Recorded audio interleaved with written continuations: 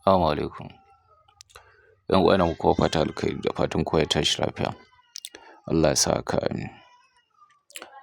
Wannan ci gaba da karatunmu ne wanda muke yi a ɓangaren cryptocurrency, wato karatu na yanda ake yin trading a waɗannan exchange platform da muke da su. Wanda karatunmu na farko mun fara shi a cikin exchanger Bitget wanda muka yi bidiyo na yanda za ka sayi USDT a ciki. Kuma muka yi bidiyo na biyu na yanda za ka yi amfani da USDT ɗin wurin siyan token da kuma yanda za ka sayar da token ɗin. So yau karatunmu kai tsaye zai tafi ɓangaren yanda za ka cire kuɗi daga cikin ita wannan exchanger ta Bitget. Ma'ana in ka sayi dala ka je ka sayi wani token ka yi holding ɗin shi ko ka yi trading ya ba ka riba, kana so ka cire kuɗi daga cikin ita wannan Bitget exchange ɗin zuwa bankinka. To wannan shine karatun da za mu yi a yau. Wanda karatu ne shi ma wanda yake da matuƙar muhimmanci. Saboda in ka iya sa kuɗi, ka iya siyan wani asset a ciki, to ya kamata a ce dama ka kuma san yanda za ka cire kuɗi daga cikin ita wannan exchanger. So kafin mu shiga cikin bidiyon muna roƙon ku da idan wannan shine zuwanku na farko, muna roƙon ku da ku yi mana subscribing, liking da sharing sannan ku danna alamar ƙararrawa domin samun update ɗinmu da zarar mun ɗora. So ga waɗanda ba sa cikin group ɗinmu na Telegram ko WhatsApp, so akwai link a ƙasan description na wannan bidiyon. So da farko za ka zo ka shiga cikin Bitget exchange kamar yadda muke gani ga Bitget exchange ɗina. Zan danna kanta. So in ka danna Bitget zai kawo ka nan. So idan ya kawo ka nan, abu na farko da za ka yi, za ka zo ka danna asset ɗin nan. Wanda yanzu kafin mu tafi yanda za ka cire kuɗi, za mu fara nuna yanda za ka ɗora account number ka na banki akan ita wannan exchange ɗin. Saboda idan za ka cire kuɗi daga exchange zuwa bankinka, to kana da buƙatar ɗora account number da kake so a ringa tura maka kuɗin nan. Kuma shi wannan account number idan ka ɗora shi sau ɗaya shi kenan. Ba ka buƙatar duk sanda za ka cire kuɗi sai ka je ka ƙara ɗora shi. In ka ɗora shi, shi kenan duk sanda za ka cire kuɗi, za ka je ka cire kuɗinka lafiya lau kuma kuɗinka zai shiga cikin wannan bankin dai da ka ɗora a kan wannan exchange ɗin. To wannan shine abin da za mu yi. So da farko in za ka ɗora account number ka na banki a cikin wannan exchanger ta Bitget, za ka zo ka danna asset ɗin nan. In ka danna asset zai kawo ka nan. In ya kawo ka nan sai ka danna add funds ɗin nan. Ga shi nan. In ka danna zai kawo ka nan sai ka zo ka danna P2P. Ga shi nan za ka danna P2P. So in ka danna P2P shi ma zai kawo ka nan. Idan ya kawo ka nan, akwai abin da za ka lura da su a nan ƙasa ga su nan akwai P2P, akwai orders, akwai add sannan akwai profile. Sai ka danna profile ɗinka. Ga shi nan. In ka danna profile zai kawo ka nan wurin. In ya kawo ka nan, ka tabbatar exchanger ka tsallake KYC sannan kai adin number waya sannan kuma kai adin email ɗinka. Ka tabbatar waɗannan abubuwa ukun duk sun nuna maka green.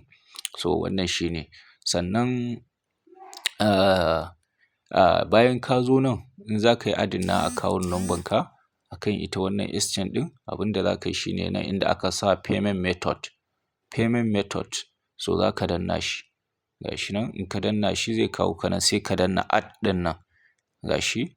In ka danna add, so shi ma zai kawo ka nan wurin. So bari ya buɗe.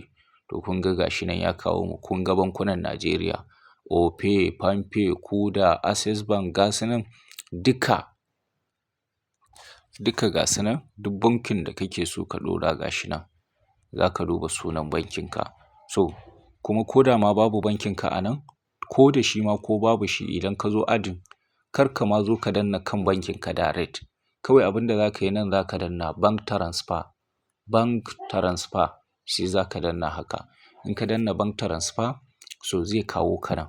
Idan ya kawo ka nan wurin name, sunanka ne ba ka buƙatar sai ka sa sunan. Don dama ana so sunan da ke kan exchange ɗinka ya zama shine sunan da ke bankinka. So nan ba ka buƙatar sai ka sa sunanka, full name ɗinka. Nan abin da za ka yi shine za ka zo ka rubuta sunan bankin. Misali zan rubuta sunan banki na wanda zan ɗora. Gashi nan na sa. Nan kuma sai ka sa account number ka.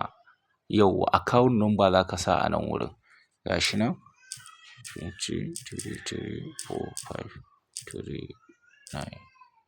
2034533989. To ga account number nan. Za ka sa account number ka a nan. Ka tabbatar ka sa account number yanda yake ba ka yi mistake ba. Yauwa. So idan ka sa account number ka sa sunan bankin a nan, nan za ka zo ka sa branch. To wannan shi sa branch ɗin duk ba dole ba ne amma za ka iya sa sunan jihar da kake. Kaman misali ce Kaduna State. So za ka iya sa sunan jihar da kake. Shi kenan. Nan wurin card number ba sai ka sa komai ba. Ba sai ka sa komai ba. Nan wurin card number optional ne. Sai ka zo ka danna confirm ɗin nan. Gashi in ka danna confirm so zai kawo ka nan. Za su tura maka saƙo ta email ɗin da ka yi register ita wannan exchange. Za ka je ka ɗauko saƙon ka sa nan. Sannan za ka je ka ɗauko saƙo ta number wayan ka. Za su tura maka saƙo ta number waya shi ma za ka je ka sa a nan. Amma ni za ku ga ba number waya ba ne authenticator na sa. To code na authenticator zan ɗauko an sa a nan. In kai ma a exchange ka akwai authenticator to in ka zo nan wurin code na authenticator za su nuna maka ɗauko ka sa. Amma in ba authenticator za su tura maka saƙo ta number waya sai ka je ka ɗauko wannan code ɗin ta number waya ka sa. To yanzu za mu je mu ɗauko code na email mu zo mu fara sa shi. Yauwa kamar yadda kuke gani ga code nan na email da suka turo man. Gashi nan. So zan zo in ɗauki code ɗin. Gashi kun ga shi sai kai copy. Gashi nan in kai copy to sai ka koma cikin exchange ɗin. Gashi nan sai ka zo kai pasting ɗin shi a nan. To yanzu sai nan zan je in ɗauko code na authenticator shi ma in zo in sa shi a nan. Yauwa ga code na authenticator nan. To shi ma na sa gashi nan zai yi confirming. To kun gani? Yanzu shi kenan na yi adding account number kun ga shi. Na yi adding account number na da zan ringa cire kuɗi a wannan exchange ɗin. Sannan za ka iya sa bankunan ka ko guda nawa ne a nan. Idan ka sa na farko za ka ƙara danna add ɗin nan. Ka je ka ƙara sa wani banki idan kana so. Yauwa in kana so kuma za ka bar guda ɗaya. Amma ko banki 10 kake da shi in kana so ka adding ɗinsu a wannan exchange ɗin to za ka sa. A duk lokacin da ka tashi cire kuɗi sai ka zaɓi bankin da kake so a tura ma kuɗin. So gashi nan. So ni ina da bankuna guda 3. Na cire su ne gaba ɗaya dama domin dai in nuna muku yadda za ku yi. So wannan shi ne. So yanzu zan bar wannan. Yanzu to za mu tafi kai tsaye yanda za ka cire kuɗi. Misali za ka cire kuɗi daga cikin exchange. Ka zo ka saida misali ka saida wani token ɗinka a cikin kasuwa. Ka saida wani token ɗinka ka saida shi an baka USDT. To kana so ka cire kuɗin zuwa bankin ka. To abin da za ka yi shi ne za ka zo ka danna asset ɗin nan. Yauwa asset ɗin nan sai ka zo ka danna transfer. Gashi transfer. Yauwa idan ka danna transfer abin da za ka yi shi ne za ka zo ka danna wannan arrow ɗin nan. Gashi nan in ka danna shi haka sai ka zaɓi wannan OTC wallet ɗin. Ka zaɓi OTC wallet to abu na gaba da za ka yi shi ne idan ka saida USDT kamar yadda na faɗa mana a bidiyon baya. In dai a kasuwa ka saida wani token aka baka USDT to wannan USDT za ta tsaya a support wallet ne. To kai kuma in za ka cire wannan USDT ka je ka saida ita a baka naira. To za ka yi transfer wannan USDT da take support wallet ka dawo da ita cikin OTC wallet. Idan ka duba a wallet ɗina ta support ina da $5.7. To yanzu sai na maida wannan $5.7 ɗin cikin wannan wallet ɗin sannan zan iya zuwa in saida USDT ɗin a bani naira. Yauwa idan misali wallet ɗin suna haka ne OTC a sama support a ƙasa to za ka danna arrow ɗin nan ita support ta koma sama OTC ta dawo ƙasa. Kamar yadda na faɗa mana a baya idan ka zo nan wurin transfer wallet ɗin da take ɗauke da kuɗin ita za ta tsaya a sama sannan wallet ɗin da zaka tura wa wannan USDT ɗin ita za ta tsaya a ƙasa. Kun gani from to, daga wannan zuwa wannan, so shine lissafin. To gashi nan yanzu ina da dala a support, zan tura ta OTC account ɗina domin in je in sai da dala. To nan zan zo in sa amount na dalan da zan cire wanda na nuna mana a baya. In duka ne zan danna all ɗin nan, gashi nan zaka danna all haka sai ka danna confirm. Yawwa, so gashi nan sai ka ƙara danna confirm shikenan. So yanzu na tura, na yi transfer USDT ɗin ta koma OTC wallet. So abu na gaba da zan yi sai in zo in danna nan wurin add funds ɗin nan, sai in danna P2P trading. Yawwa gashi nan P2P trade. So kamar yadda kuka sani Bitget tana da Express. Bitget tana da Express, ga Express ɗinta nan, wanda shi amfanin Express ɗin nan shine ita exchange system ne zai haɗa ka da merchant wanda transaction ɗinku zai yi taliyin. Ba kai ne zaka je ka zaɓi merchant da kanka ba, wanda in ka zo nan wurin Express ɗin zaka danna sell haka, sai ka zo ka danna ka rubuta adadin dalan da zaka saida. In kuma USDT da kake da shi gaba ɗaya zaka saida, sai ka danna max ɗin nan, misali haka. To nan zai nuna maka adadin kuɗin da zaka samu. Kun gani 7,932. To idan zaka wannan, ina danna sell ɗin nan, system za ta haɗa ni da merchant wanda zai sai dala na ya tura man naira zuwa cikin banki na. Idan kuma misali kai da kanka ne zaka zo ka zaɓi merchant, sai ka zo nan misali sai ka zo limit.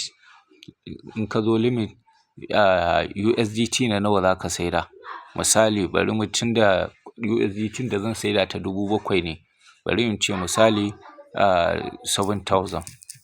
Gashi nan 7,000, gashi nan. To kun ga merchant nan sun fito. To in ya fito nan, abinda zaka yi sai ka danna sell ɗin nan. Sell, kun ga yanzu yana kan buy ne, to ni ba siya zan yi ba, zan saida ne. To sai ka danna sell. In ka danna sell haka, to kun ga merchant nan wanda zan iya saida masu da wannan dala. Kun ga su gasu nan an haɗa ni da su. To sai ka zo ka duba completion rate na merchant da farashin shi da komai nashi. To kun ga wannan dai yau official price na dala 1,394. To yanzu bari mu transaction da wannan na farkon, sai in danna sell ɗin nan akan wannan ɗin shi, gashi nan. So gashi ya kawo mu. To idan dalan duka zan saida mai, zan danna max ɗin nan ne, maximum kenan, sai in danna shi haka. Kun gani USDT da nake da shi gaba ɗaya a fiyar, kun ga kuɗin da zan samu 8,000 da naira 1 zai tura min. To yanzu abin da zan yi shine sai in zo in danna nan sell USDT with 0p ɗin nan, gashi nan. Yawwa, so gashi nan. To yanzu zan jira ya tura min kuɗin. Na yi placing order, akan ad ɗin shi kamar yadda kuke gani, zai tura min 8,000 da naira 1. Yanzu zan danna chat ɗin nan domin in ga terms and conditions na shi, gashi nan. Yawwa, kun gani ya ce min I will charge 100 naira because of the charges here. Please, if you are not comfortable with it about trade, drop active WhatsApp contact for fast payment. Kindly make it a habit to trade terms before opening any trade. I don't cancel trade. To kun gani maganan da yake mana, zai cire naira 100 a cikin kuɗin da zai tura min saboda charges da za a yi mashi. Gashi nan kuma ya ce idan ban zama comfortable da trade ɗin shi ba, so zan iya canceling. Sannan kuma ya ce in yi dropping WhatsApp number na, saboda ko da an samu delay zai yi contacting ɗina ta WhatsApp. Ya wannan ɗina, ya sanar da ni akan cewa in saki dalar nan. Misali zai tura min USDT yanzu. Misali bayan ya tura, ko bana online ko kuma na yi jinkiri wurin mai releasing na dalan, to zai iya contacting ɗina ta wannan number wayan da zan tura mashi. To kun ga ba kowane trader bane yake da irin wannan tsarin, kowa yana da irin tsarin shi. Shi yasa duba wurin nan yana da matuƙar muhimmanci. Idan ka ga sharuɗan da trader ya gindaya ma ba za ka iya cika su ba, to kawai sai kai cancel ɗin wannan trade ɗin ka je ka nemi wani trader daban. So wannan shine abin da ake yi.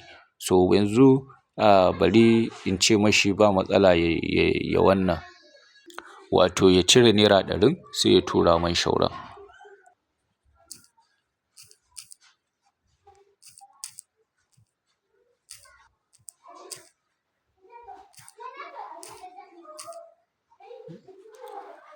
Yauwa, so bari in tura mashi da wannan number wayan da zai contacting ɗina. Yauwa, so na tura mashi. Yanzu zan jira ya tura man da kuɗin sai in mai releasing na wannan USDT ɗin. Yanzu fa idan ya tura man wannan kuɗin, idan ban mai releasing ba to zai yi appeal ɗina a ɓangaren customer support na wannan exchange ɗin.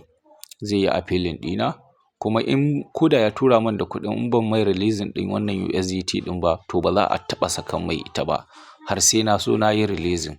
Sai dai idan exchange sun yi contacting ɗina ba su samu wani response ba to za a bani lokaci in yi responding a cikin wannan lokacin. Idan ban yi ba har lokacin ya ƙare to automatic za su saka mashi wannan USDT ɗin walau na sani ko ban sani ba. Sannan a kula da time. Kun ga yanzu shi an ba shi kusan time ɗin da yake da shi minti 30 suke ba shi. Within 30 minutes ana so ya tura man da wannan kuɗin. Within 30 minutes ana so ya tura man da wannan kuɗin. Kun ga time ɗin shi nan. So yanzu za mu jira ya tura mana da kuɗin sai mu saka mashi USDT ɗin shi. So wannan shine insha Allah. Sannan na dawo baya in nuna mana wani abu. Misali, idan misali wayanka baya riƙe minimize, ka je ka yi placing order sai ta dawo da kai baya, ko ka yi minimize za ka yi wani abu ya ka ga ta dawo da kai baya haka. So in za ka koma wurin da kake yin P2P walau za ka siya ne ko saidawa za ka yi, to in ta kawo ka nan abin da za ka yi asset ɗin nan za ka danna. Still dai sai ka koma can wurin gashi nan sai ka danna P2P trading. In ka danna P2P trading a ɓangaren Bitget ga abin da za ka yi. In ka danna sai ka zo nan gashi nan akwai network problem, bari in duba network ɗin. Yauwa, so in ya kawo ka nan sai ka zo nan inda aka sa orders ɗin nan. Kun ga shi? Sai ka danna shi.